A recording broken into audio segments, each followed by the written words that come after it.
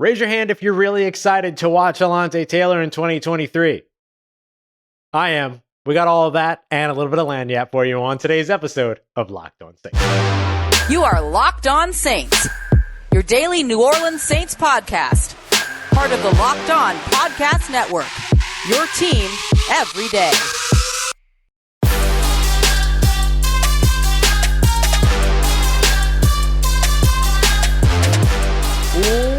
What is good, Who Dat Nation and Who Dat family? Welcome into another episode of Locked On Saints, your daily podcast covering your favorite team, the New Orleans Saints, part of Locked On Podcast Network, your team every day. Thanks so much as always, making Locked On Saints your first listen of the day every day. Don't forget we're free and available on all podcast apps and on YouTube as well. And I'm your host, Ross Jackson, at Ross Jackson Nola on Twitter, your New Orleans Saints expert, credential member of the media, CrescentCitySports.com, USA Today Saints Wire, Tuesdays on Locked On NFL, and here with you every single Monday through Friday on Locked On Saints. Episode number 2 on this Saturday. Promised you that we would take a look at some of the players that we haven't talked about enough who could play big roles in 2023. So on today's episode, we're going to talk about 3 players on offense that could end up having a big role in 2023.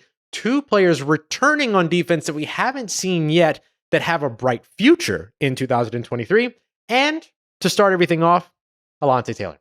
Because Allante Taylor may have a firm grasp as the second best rookie cornerback in the NFL drafted this season, outside of course, Sauce Gardner, who's having an unbelievable rookie season. But Allante Taylor is not super far behind. The New Orleans Saints' second-round selection out of the University of Tennessee is a player that many assumed would have nothing more than a special teams role his first season, his rookie year, here in New Orleans. I assumed that they were going to move him over to safety. The New Orleans Saints did not even think about that. They brought in some competition basically at cornerback too. So the idea was to start Marshon Lattimore and whoever won the camp battle out of Paulson, Adebo, and Allante Taylor on the opposite side. The issue then became that Paulson Adebo was dealing with some injuries and things like that. So the Saints were forced to start Bradley Roby on the outside, who was also a part of that camp conversation and that camp sort of battle as well. He had more interceptions throughout training camp than the New Orleans Saints have had as a team all season so far. That is a true thing. That is a true stat. The New Orleans Saints with 3 interceptions so far this season. Bradley Roby had like 7 or 8 interceptions in training camp all by himself. So maybe that should have told us something. But for Allante Taylor, it was clear that this guy was like in line to be a star. Cody Burns called him public enemy number 1 in one-on-ones. He consistently won his one-on-one matchups with, fellow rookie Chris Olave, with Michael Thomas, with Jarvis Landry. This guy was all over the place. Then he finally got an opportunity to get out there and have an opportunity to actually play the role as the season went along, and the Saints all of a sudden suffered more and more injuries in the secondary, a secondary that we were told was one of the deepest secondaries in the NFL. Then they went and traded away CJ Gardner-Johnson, and I'm sure they'd love anything more but to have CJ, or would love nothing more than to have CJ Gardner-Johnson back in the building at this point. But Allante Taylor has been a bit of a revelation for the New Orleans Saints in the secondary, and another strong showing piece of their rookie class along with Chris Olave. One of the things that we talked about after the New Orleans Saints draft this season was that Chris Olave, Trevor Penning, and Allante Taylor would be the 3 guys that basically made this draft class a success or a failure. If none of them worked out, then all of a sudden the New Orleans Saints looked like they were in bad shape with all the moves that they made. Well, 2 out of the 3 so far have panned out. Trevor Penning is the only one that remains to be seen. It's not that he's failed.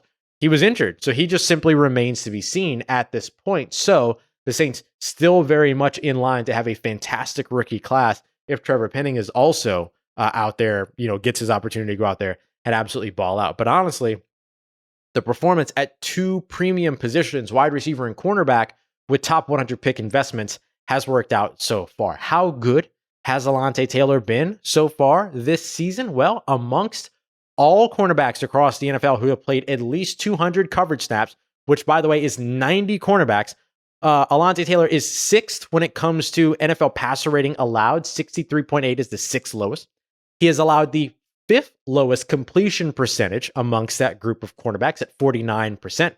He's allowed the 5th lowest receiving yards with only 246 yards, around 10 yards per catch. I know he's played fewer games than some of these other guys as well, playing only 8 games, but on average is performing extremely well there as well, and has allowed the lowest or the shortest, longest reception on record for any of these corners, at only a 20-yard reception being his quote-unquote longest. So Allante Taylor absolutely outperforming the expectations across the NFL, but it doesn't stop there. You look at those same numbers across rookie cornerbacks, of which there are 16 who have played over 200 coverage snaps. He's second in passer rating, second in completion percentage, second in yards allowed, and then he's first when it comes to longest reception allowed, i.e. the lowest or the shortest longest reception allowed on that list. He has been absolutely outstanding. And here's the thing. Imagine him with a full season under his belt and a full training camp under his belt, because what we actually didn't see from Allante Taylor was a full training camp. He dealt with injury over the offseason, dealt with injury early on in the regular season as well. So now that he's going to have what will be for him in terms of when he was available, a full season by the end of these 4 games, and then an offseason and minicamp and training camp and rookie minis and OTAs and all of that, getting into 2023. Between he and Paulson and Adebo, it's going to be really, really tough for this New Orleans Saints team to make a decision about who it is that starts opposite Marshon Lattimore when he returns next season. Chris Richard actually telling me, I asked him during his press conference on Thursday, if that is something they already have the answer for. Do they already know who's going to start opposite Marshon Lattimore once Marshon Lattimore returns? Chris Richard tells me no, they don't yet, and they'll cross that bridge when they get there. And if they're looking for, let's say, somebody to help them across that bridge, Allante Taylor has shown you so far this season that he's kind of already in line for a starting role, but could be even more in line with a starting role in 2023, where he could be even better than he is now. Now, remember, we got very excited about Paulson Adebo's rookie year. He's had a bit of a down second year so far, but a lot of that has to do more with injury than talent. When the guy's healthy, he's outstanding. And again, I question the play call more than I question the pass interference penalty that a lot of folks have made a big deal about from last week's game, or the last game that they played in the loss to the Tampa Bay Buccaneers. I think Paulson Adebo has looked better and better and better this offseason, and that does nothing but push a guy like Allante Taylor to be better and better and better this season as well. So as much as we do talk about Allante Taylor, it's not enough. This kid might legitimately be the second best rookie corner in the NFL, not named Sauce Gardner, really kind of battling out that positioning with Tariq Woolen from over in Seattle. But the thing about Tariq Woolen is that way more yards allowed, 5 more yards allowed per catch as well, higher completion percentage, higher passer rating when targeted. And some of that has to do with the difference between the two defenses that these guys play. Seattle plays a lot of what's called a vision defense, heavy zone, vision in the backfield, looking back at the quarterback, trying to take advantage of what's coming in and out of your area. Allante Taylor just gets the man up in New Orleans. And if anybody so far is going to find a way, or if there was anybody so far that was going to find a way to beat Allante Taylor, it probably would have started his first action against a Devontae Adams, or his first action against a DeAndre Hopkins, or whatever it was. I mean, he has played some of the best receiver talent in the NFL, and he's putting up some of the best numbers in coverage that we've seen from any cornerback across the NFL, not just the rookies this year. Allante Taylor is in for an even bigger 2023. Coming up next, 2 more rookie defenders that we haven't even gotten to see in 2022 that could play a bigger role in 2023, including a fan favorite in defensive back Smoke Monday. Who is he? What could he get done, and how could he fit in? We'll break all of that down and more as we continue on with today's episode of Locked On Saints. Today's episode of Locked On Saints brought to you by our friends over at Tommy John. Don't let your loved ones face the dead of winter with these old t-shirts, ancient underwear, and ratty sweats. You know them better than that. You love the people that you're with. Help them out. Help your family out. Help them out with fighting the cold with cozy by giving the gift of Tommy John. I love Tommy John. I've got a pair of their lounge pants, lounge shirts, some of the underwear as well. Some of the most comfortable articles of clothing that I own. Sometimes I wear them out, and I don't even care. I don't even care that they're pajama pants, basically. It's fine. Everything's good. That's how comfortable they are. All I care about is that I'm comfortable, and they help that happen. And right now with their Wrap It Up sale, They're going to make sure that you've got everything that you need to make sure that you're getting the gift of comfort for everyone on your list, including yourself. New Tommy John underwear, loungewear, and pajamas. There's no better Christmas gift out there. So celebrate soft this season with the gift that keeps on giving with the new Tommy John line. You can go ahead and check them out right now with the Tommy John Rapid Up sale and get 30% off of everything plus free shipping at TommyJohn.com/locked on. Order now so that your gifts get here before the holidays. Don't wait. 30% off plus free shipping at TommyJohn.com/locked on. That's TommyJohn.com/locked on. See site for details. All right, family, continuing on with today's episode of Locked On Saints. Two more rookie defenders that didn't get an opportunity to show what they got here in 2022 that could have a bigger role in 2023. In fact, it's going to be three. I'm going to throw in a bonus one for you as well. But let's start off with the headliner for sure. That, of course, Smoke Monday, an absolute fan favorite. Even though he never got the opportunity to hit the field here in 2022, feels like we were robbed. Unfortunately, dealt with an injury there that ended his season before he even got an opportunity to begin, going to preseason injured reserve. But I heavily expect that he'll be back in New Orleans in 2023. By the way, appreciate you so much for making Locked On Saints your first listen of the day. Every day, very grateful to be here with you. So, what is it that makes Smoke Monday a player that I'm really excited about? Well, first of which is that the New Orleans Saints need some help over in the secondary, particularly in a spot like filling the void that is no longer filled by a CJ Gardner-Johnson who brought a ton of energy. Smoke Monday brings that energy. This guy was one of my favorites to watch all throughout training camp.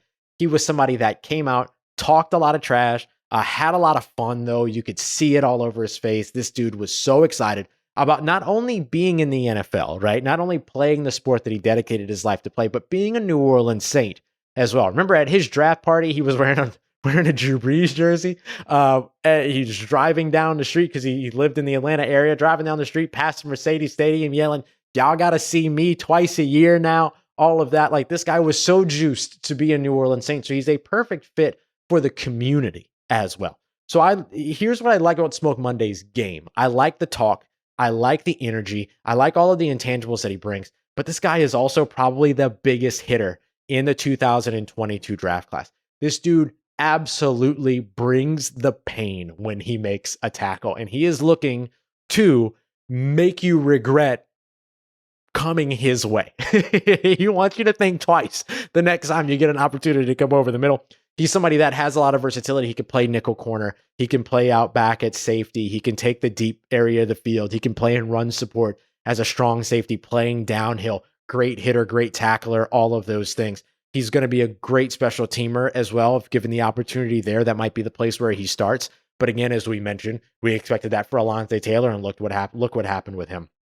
The way that I explain Smoke Monday to people that are familiar with the Saints but aren't super familiar with kind of the intricacies of playing corner or safety or slot corner is simply that he's a harder hitting PJ Williams, right? He's a PJ Williams who, and look, PJ Williams is a solid tackler. He's one of the team's better tacklers in the secondary, in fact.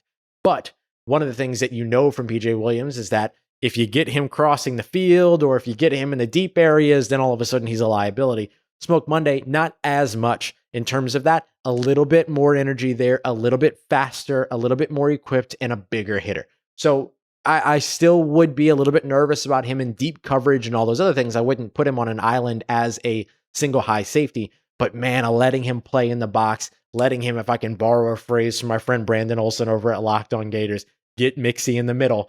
He would be so good in that role, I do believe.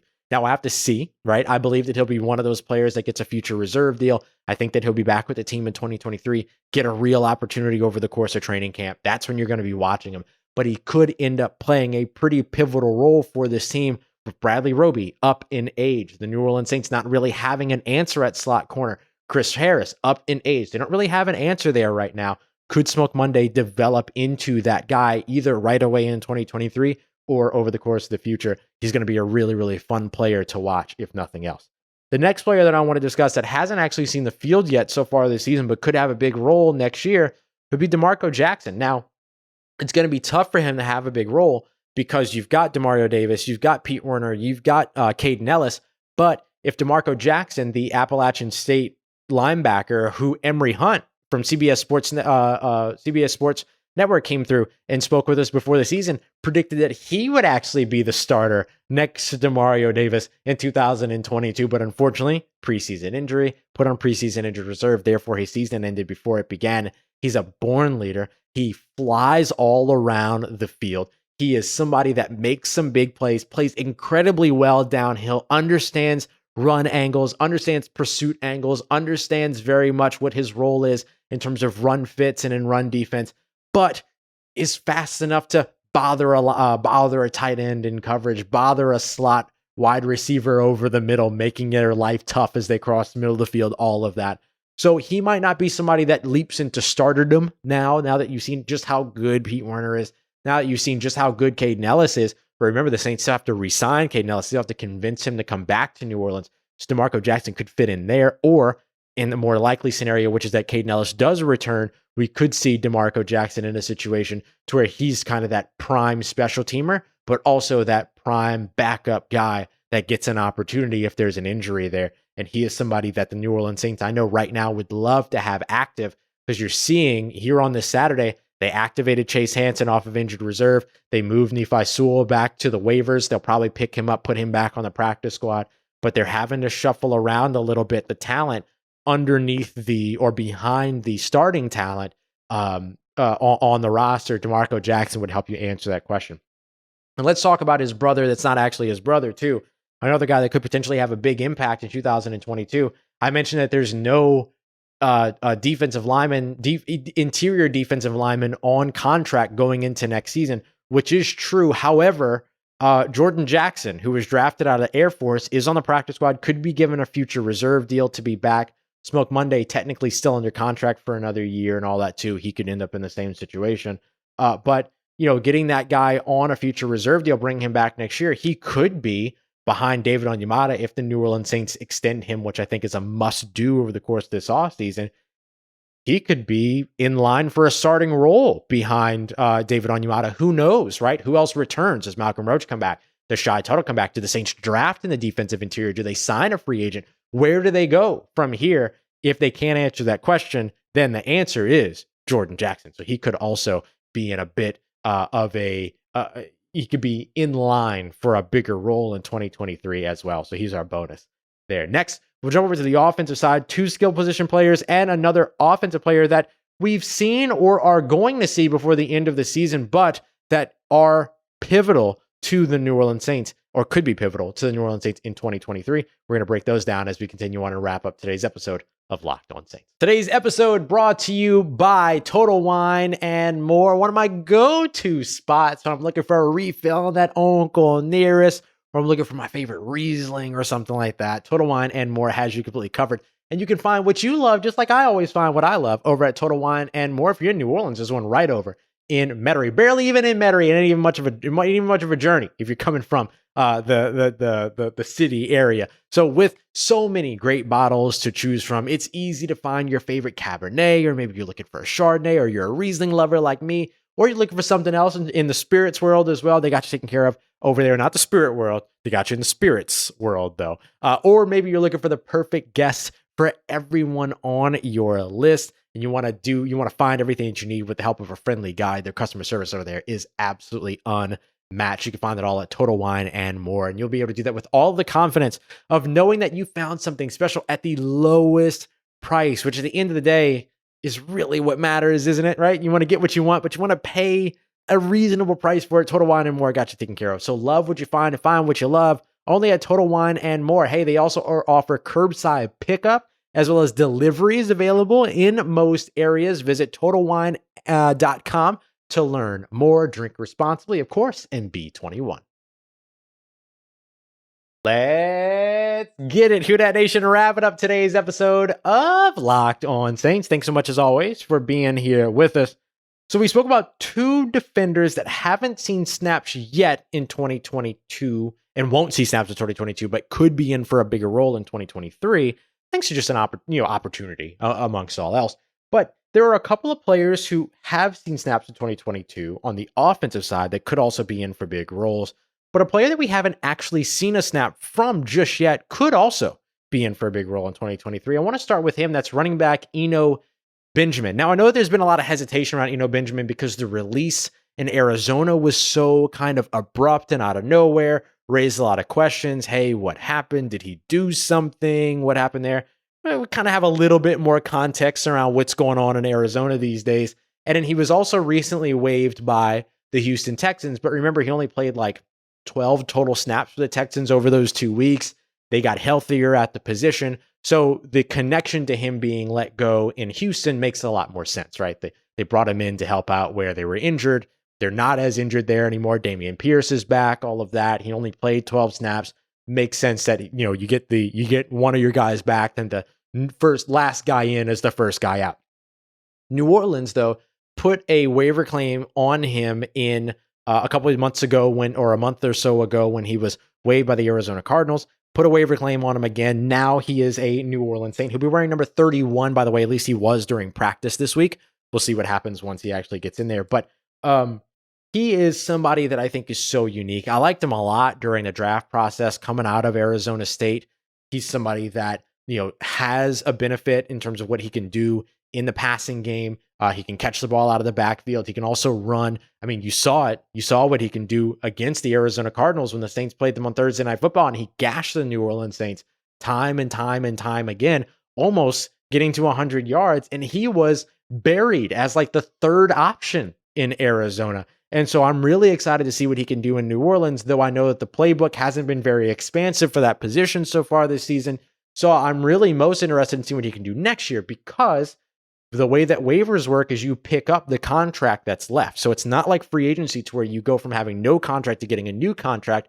Waivers basically means you get picked up and whatever's left on your contract moves to that next team. So right now, he's costing the Saints less than $200,000 because there's only 4 games left in the season. But next year, he's on contract for what is basically the end of his rookie deal at just over $1 million.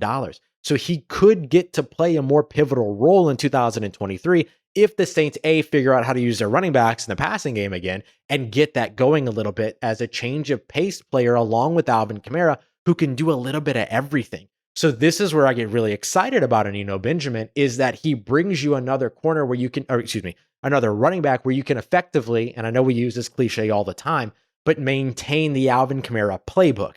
Asterisk, right? There's only one Alvin Kamara. That's why you want to get the ball in his hands. But what Eno Benjamin brings you is somebody that allows you to kind of keep those same core principles without having to treat him as a between the tackles only runner. The Saints have never really had this guy behind Alvin Kamara. The one opportunity that they really had to have him behind, that type of player behind Alvin Kamara was with Boston Scott. And we all know how that ended up. They had Latavius Murray, who did great as another guy that was a little bit more of a traditional running back. Mark Ingram, more of a traditional running back. Tony Jones Jr., who they really liked, more of a traditional running back. David Johnson these days, more of a traditional running back. So getting a guy like Eno Benjamin in the building who can also catch passes out of the backfield, I would be looking at every way possible to scheme up getting both of them on the field at the same time, and then either splitting Alvin Kamara out wide and keeping Eno Benjamin in the backfield and figuring out something creative to do there, or hell, have both of those players in the backfield and see what you can get done there. So I'm very excited to see Eno Benjamin, for the last 4 weeks of the season here, but also B, moving ahead to 2023, as he will be under contract with the New Orleans Saints then, unless they make the decision to terminate that contract over the offseason. But considering the lack of options that they have at running back going into 2023, keeping bringing in Eno Benjamin on waivers could serve a lot more of a purpose than just, hey, we don't have another running back behind Alvin Kamara that we really like for the last 4 weeks. It goes beyond that because David Johnson goes back to being a free agent at the end of this year. Eno Benjamin does not. 2 players that we've actually seen that could be in for bigger roles in 2023. Offensive line out of Montana State, Lewis Kidd. I know he was somebody that a lot of folks were excited about coming into this year. He's gotten starting experience now, became one of the few Montana State alums to start an NFL game. Played valiantly there, has moved over to different guard positions, played a little bit of tackle during the preseason, particularly during those Green Bay Packers joint practices when both Trevor Penning and James Hurst were hurt on like back-to-back plays. So he ended up going in at right tackle. So there was a whole bunch going on there. But he's a player that I think plays a key position for you because I think that he could be your patented sixth man next season, depending upon what happens with James Hurst, depending upon what happens with Calvin Throckmorton. Lewis Kidd could be next in line to be that kind of sixth man that they can move all over the place, use him in jumbo sets, all of that.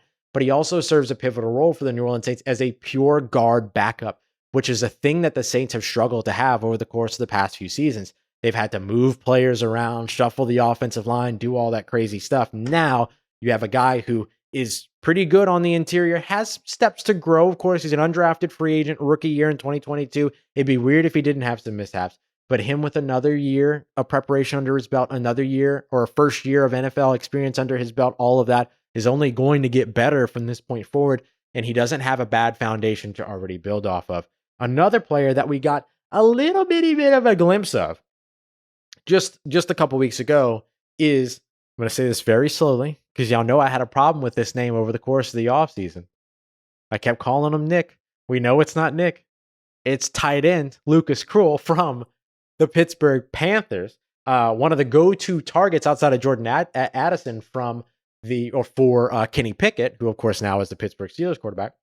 Krull is somebody that could step into a bigger role next year because Nick Van Ette's not on contract. We'll see what happens when it comes to, Juwan Johnson is a staple in New Orleans now. He ain't going nowhere. Adam Troutman's still on his rookie deal. So all of a sudden, Krull could be active on game days. He could be on the active roster, all of that. So he would be another one that I would look out for. And if I'm the Saints, I'm trying to get as many looks at him as possible to sort of figure things out, because tight end is a place where they've never really struck a rhythm over the course of the season outside of Juwan Johnson. They never really had another very prominent receiving threat there. Adam Troutman dealing with injury, of course, but also a lot of blocking, all of those things in terms of what his role has been. Hasn't really been that of a receiver, although we saw that kind of take a step forward with Andy Dalton at quarterback, but not necessarily living up to the expectations just yet. So getting another look at Lucas Krull is definitely a big part of it. And I'll tell you one player, I'll give you a bonus on offense as well. One player we're going to get another look at this weekend is wide receiver Kirk Merritt, somebody that we were very excited about during the preseason that we continued to watch, the Destrehan native. Yeah, I said it again. He is somebody that was elevated the week before last in Tampa. Didn't get a lot of opportunities there, but will be elevated again this week and should get some opportunities against Atlanta. When you have so many question marks surrounding the wide receiver position, what's the future of Michael Thomas? Will Jarvis Landry be back? Will some of these other pieces be back outside of Chris Olave as well as Rashid Shaheed? This is a prime opportunity for Kirk Merritt to go out there and show what he can do as a returner if he gets that opportunity. Well, he won't get that opportunity because Rashid Shaheed's too good, but they know that he brings some value as depth in the returner room. He also is somebody that comes in and can, if he can contribute in the passing game as well as in the run game or however it is that they want to use him, then all of a sudden he could be in line for more opportunities in 2023, depending upon how that wide receiver room shakes out as well. So those are the players that I feel like we haven't talked enough about. I don't know that we've still talked enough about them. There's still a lot of things to keep an eye out here when it comes to, but the players that we discussed, Allante Taylor, who's having a great rookie season, second best rookie cornerback in the NFL as far as I'm concerned at this time. Defensive players like Smoke Monday, DeMarco Jackson, and Jordan Jackson to keep an eye out on for 2023. We won't see them in action in 2022, but getting an opportunity to see them in 2023 could be something. Although we might see Jordan Jackson toward the end of the season. He's on the practice squad. And then guys like Eno Benjamin, who the Saints recently signed off of waivers, we'll get a look at him this season. Guys we've seen already like Lewis Kidd, Lucas Krull, as well as, of course, Kirk Merritt, who we're going to see more of on Sunday.